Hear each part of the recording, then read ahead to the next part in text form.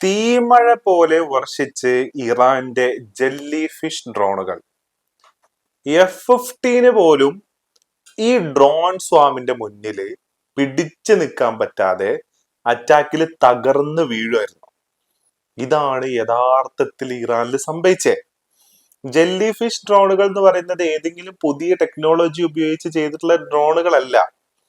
അതായത് F-15 ഇറാന്റെ അതിർത്തി പ്രദേശത്ത് അല്ലെങ്കിൽ ഇറാന്റെ അതിർത്തിക്കുള്ളിൽ തകർന്നു വീണിട്ടുണ്ടായിരുന്നു. അതായത് ഇറാൻ വെടിവെച്ചിട്ടുണ്ടായിരുന്നു.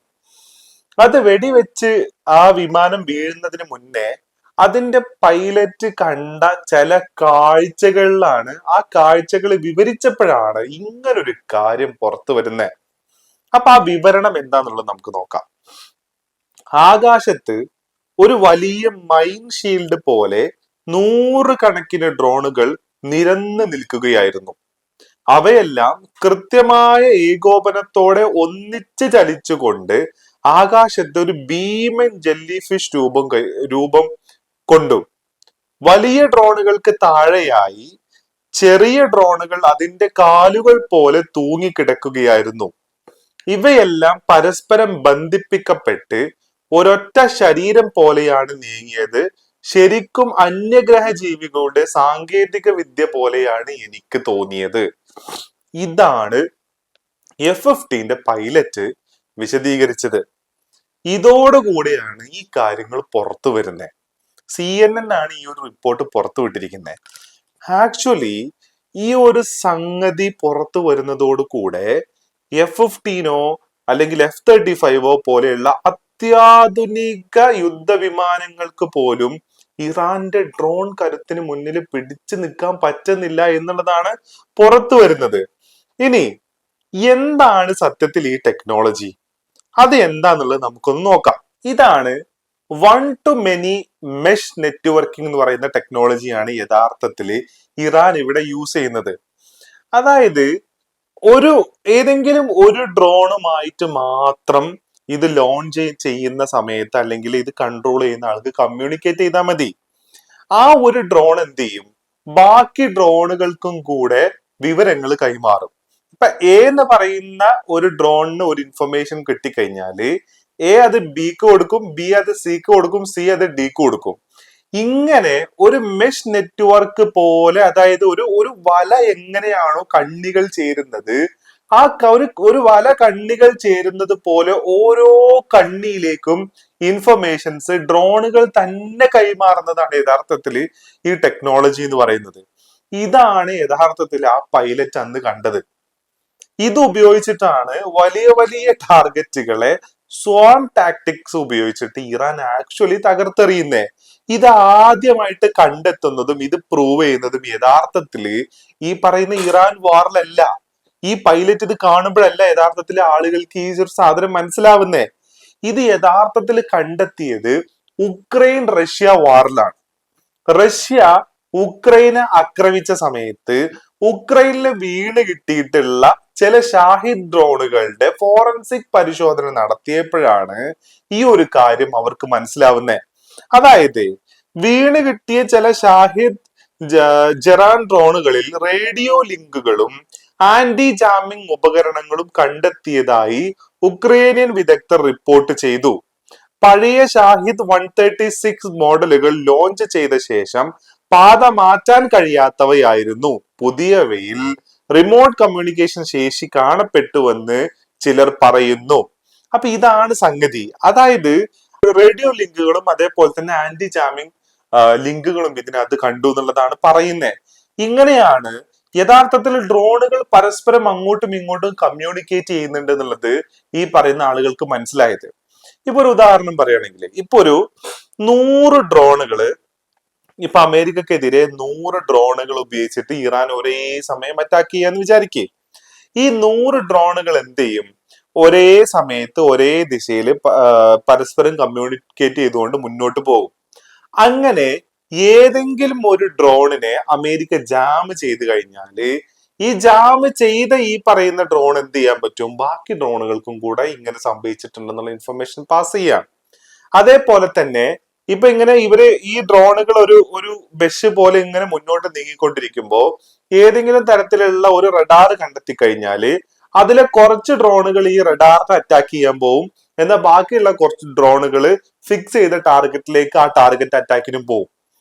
അപ്പൊ ഒന്ന് ആലോചിച്ച് നോക്കി ഈ ടെക്നോളജി.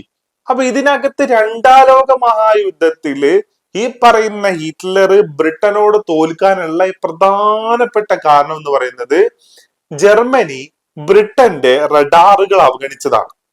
റഡാറുകൾ അവഗണിച്ചത് കൊണ്ടാണ് ഇത്രയും വലിയ തോൽവിയിലേക്ക് അവരെത്തിയത്.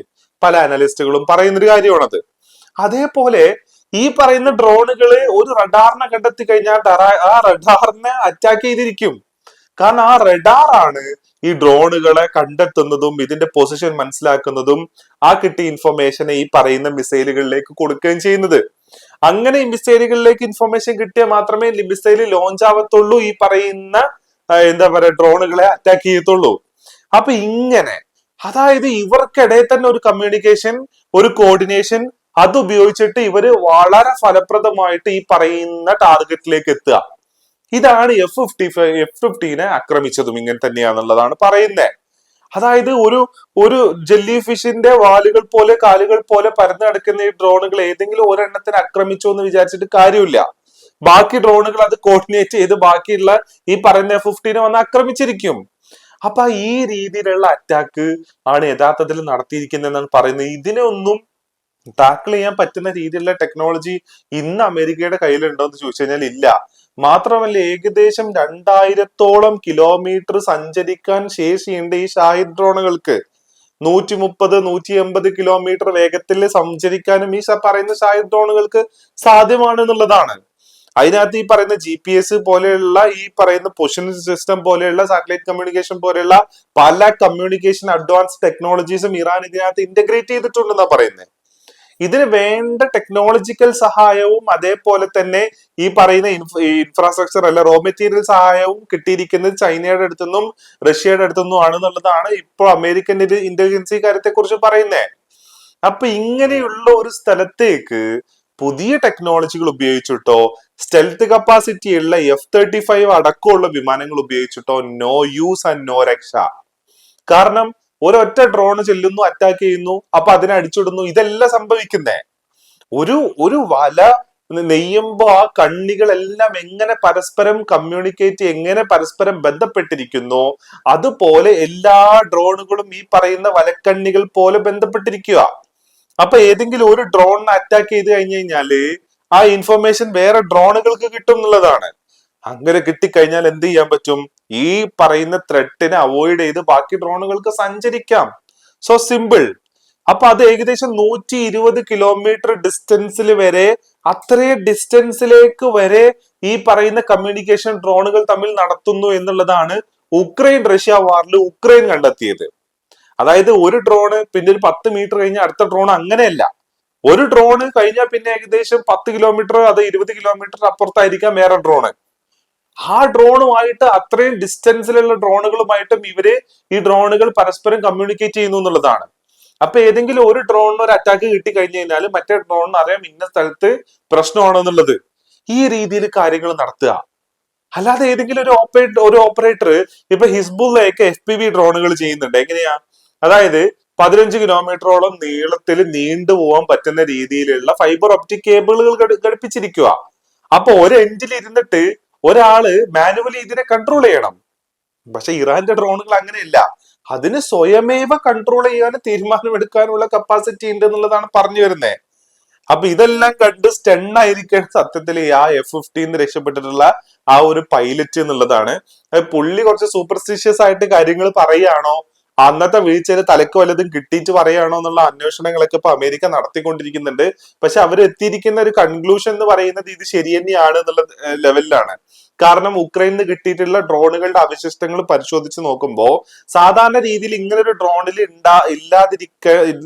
ഉണ്ടാവാത്ത ചില എലമെന്റുകള് ആ ഡ്രോണുകൾക്കുള്ളിൽ കണ്ടെത്തി എന്നുള്ളതാണ് അതിന്റെ പ്രധാനപ്പെട്ട കാരണമായിട്ട് വരികയും കൂടെ ചെയ്യുന്നേ എന്നുള്ളതാണ്.